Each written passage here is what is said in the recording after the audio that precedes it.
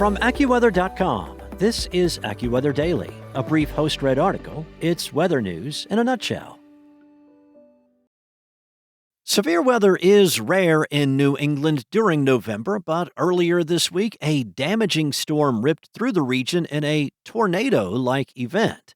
According to the National Weather Service office in Boston, a gustnado struck the southeastern part of the state Monday night. Now, a gustnado is a short-lived, ground-level swirl of wind that can form along a thunderstorm's leading edge. Several reports of wind damage were filed in the area, and weak rotation was observed on radar.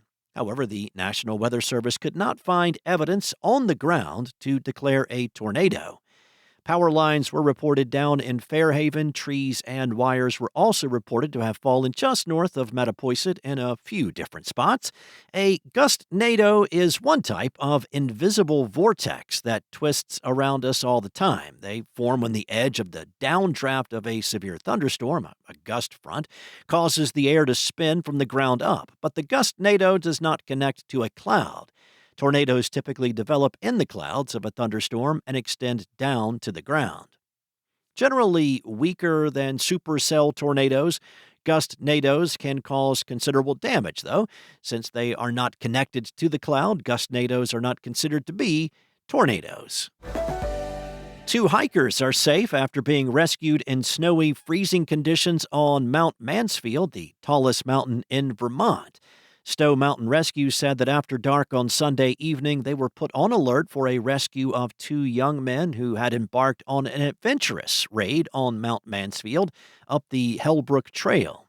The hikers reached the summit, but called for help on the way down. According to rescuers, the pair were wearing cotton clothing, including sweatpants, which provided little protection from cold and wet conditions. Although there is no snow at the base of the mountain, winter-like conditions were present near the summit, where several inches of snow fell on the trail. A weather station about 500 feet below the summit reported a temperature of 31 degrees around sunset on Sunday, with temperatures hovering around freezing throughout the night. Officials are reminding hikers to prepare for winter-like conditions at higher elevations. That includes wearing moisture-wicking base layers and waterproof boots suitable for snow and ice, and carrying headlamps for after nightfall. In late October, crews had to conduct a rescue on the same trail on Mount Mansfield after hikers were soaked during a rainstorm, with one person suffering from hypothermia. Stowe Mountain Rescue folks said, "So a reminder, temperatures are dropping, days are getting shorter. Hypothermia is a real thing. Know the terrain you're getting into and dial 911 if you need us."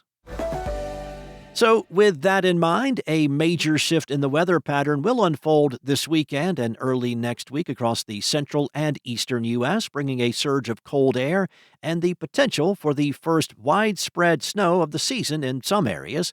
AccuWeather meteorologists say that one storm could produce a band of accumulating snow across parts of the Midwest, followed by lake-effect snow and even a touch of snow in portions of the Appalachians farther south.